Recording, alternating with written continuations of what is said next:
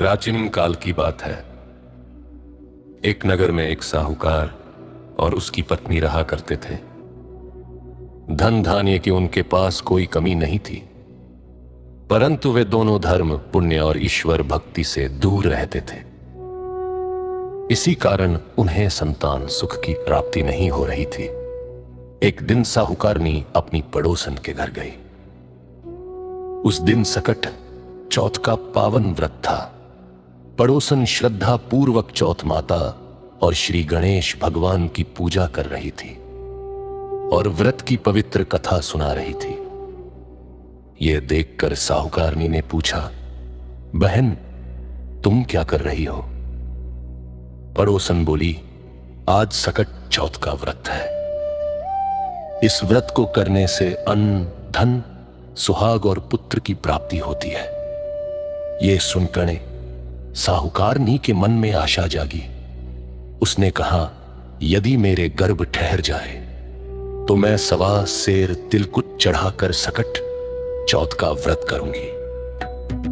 श्री गणेश भगवान की कृपा से कुछ ही समय में साहूकारनी गर्भवती हो गई। तब उसने मन ही मन कहा, यदि मुझे पुत्र की प्राप्ति हो जाए तो मैं 2.5 सेर तिलकुट अर्पित करूंगी। कुछ समय बाद उसके यहां एक सुंदर पुत्र का जन्म हुआ। पुत्र को गोद में लेकर साहूकारनी ने फिर वचन दिया, हे चौथ माता, जब मेरे बेटे का विवाह हो जाएगा तब मैं 5.25 सेर तिलकुट चढ़ाऊंगी।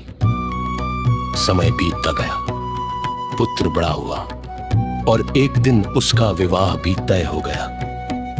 वरात निकली, फेरे की तैयारी हुई, पर साहूकारनी अपने वचन को भूल गई और तिलकुट अर्पित नहीं किया। वचन भंग होते ही चौथ माता कुपित हो गई। फेरों के समय साहूकार का पुत्र अचानक अदृश्य हो गया और चौथ माता उसे उठाकर पीपल के वृक्ष पर बैठा दिया। वरात में हाहाकार मच गया। सभी लोग वर को खोजते रहे, पर वह कहीं नहीं मिला। अंत में निराश होकर सब अपने अपने घर लौट गए। जिस कन्या से विवाह होना था वह कुछ दिनों बाद अपनी सखियों के साथ गणगौर पूजन के लिए जंगल में दूब लेने गई।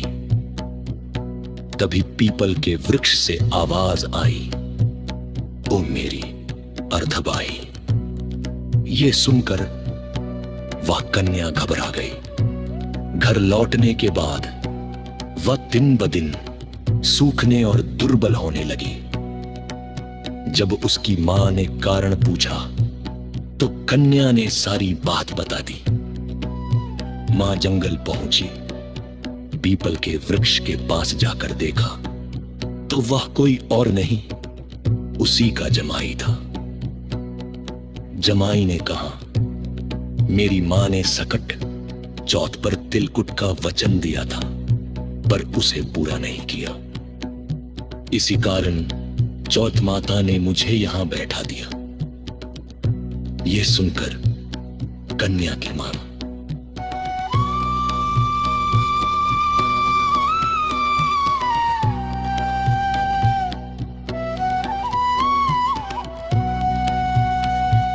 सीधे साहूकारनी के घर गए। साहूकारनी ने अपनी भूल स्वीकार की और रोते हुए कहा, यदि मेरा बेटा वापस आ जाए तो मैं 2.5 मन तिलकुट अर्पित करूंगी।